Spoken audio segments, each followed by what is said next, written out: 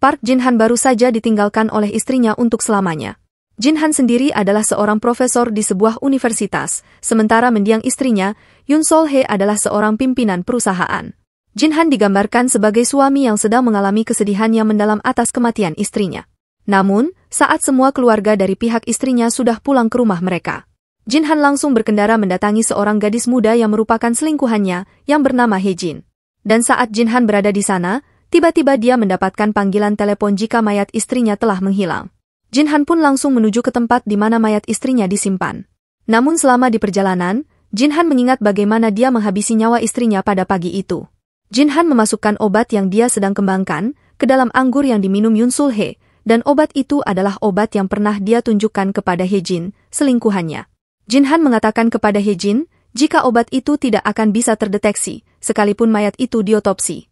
Sesampainya di sana, beberapa polisi yang diketuai oleh Woo Jung-sik memberikan detail mengenai kejadian hilangnya mayat Yoon Sol-hye. Jin-han pada awalnya tidak dicurigai sama sekali oleh para polisi itu, namun setelah melihat Jin-han yang tiba-tiba berada di ruang mayat dengan barang-barang milik Sol-hye, barulah para polisi itu menaruh curiga kepadanya. Terlebih lagi, Jin-han sempat mengambil botol obat mematikan yang dia berikan kepada Sol-hye dan mengantonginya. Jung-sik yang sudah merasa curiga pada Jin-han, meminta pria itu untuk mengeluarkan sesuatu dari balik saku celananya. Dan saat Jung-sik melihat botol obat itu berada di balik saku celana Jin-han, dia pun meminta dokter di ruangan itu untuk memeriksa kandungan obat tersebut. Jung-sik yang semakin curiga kepada Jin-han, menahan pria itu untuk sementara, agar dugaan keterlibatan Jin-han atas hilangnya mayat Sol-hye bisa terungkap. Jin-han kemudian berpura-pura ke toilet untuk menelpon Hye-jin. Dan saat dia berbicara dengan Hye-jin, wanita itu mengatakan jika ada nomor tidak dikenal yang menelponnya. Jin-han pada awalnya tidak khawatir mengenai masalah itu, namun wajahnya menjadi pucat saat melihat undangan pesta yang tiba-tiba muncul di hadapannya. Undangan pesta itu adalah undangan pesta yang dulu dia hadiri bersama Sol-hye. Jung-sik pun menunjukkan rekaman CCTV jalan kepada Jin-han untuk membuktikan jika tidak adanya orang asing yang lewat menuju tempat itu, selain kendaraan para polisi di sana dan juga mobil Jin-han. Saat mereka berdua ingin keluar dari ruangan tersebut, tiba-tiba jam di ruangan itu berubah menjadi tanggal 20 Juli 2007. Saat melihat tanggal tersebut, wajah Jin-han berubah menjadi tegang, seperti ada kejadian yang berkaitan dengan tanggal tersebut. Dan saat Jung-sik dan Jin-han keluar dari lift, sprinkle air tiba-tiba menyala. Jin-han kembali mencuri kesempatan dengan menelpon Hye-jin. Jin-han bertanya mengenai nomor tidak dikenal yang menelpon Hye-jin tadi. Dan saat mendengar nomor yang disebutkan oleh Hye-jin itu, Jin-han semakin terkejut dan ketakutan, karena nomor yang disebutkan oleh Hye-jin itu adalah nomor telepon Sol-hye. Dan saat Jin-han ingin menutup teleponnya, tiba-tiba dia melihat sosok Sol-hye yang berdiri di balik pintu kaca di depannya. Jin-han pun semakin yakin jika istrinya itu masih hidup dan ingin membalas dendam kepadanya.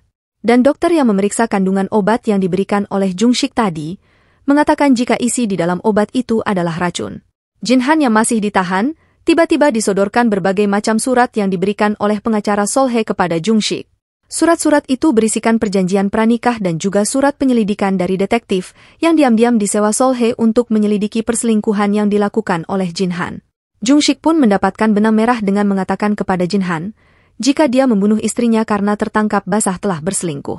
Jin-han yang panik pun langsung berlari ke arah toilet, dan selama di dalam toilet, Jin-han mendapatkan pesan dari nomor Sol-hye yang mengirimkannya foto-foto perselingkuhan dirinya dengan Hye-jin, dan juga sebuah pesan yang meminta Jin-han untuk datang ke tempat istimewa mereka berdua.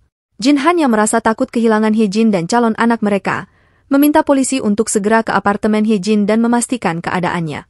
Dan saat polisi sampai di apartemen tersebut, mereka tidak menemukan adanya tanda-tanda seseorang pernah tinggal di dalam apartemen tersebut.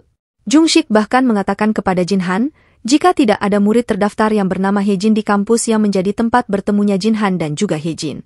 Jin-han yang mendengar hal itu, tiba-tiba meracau dan nampak bingung dengan semua yang terjadi.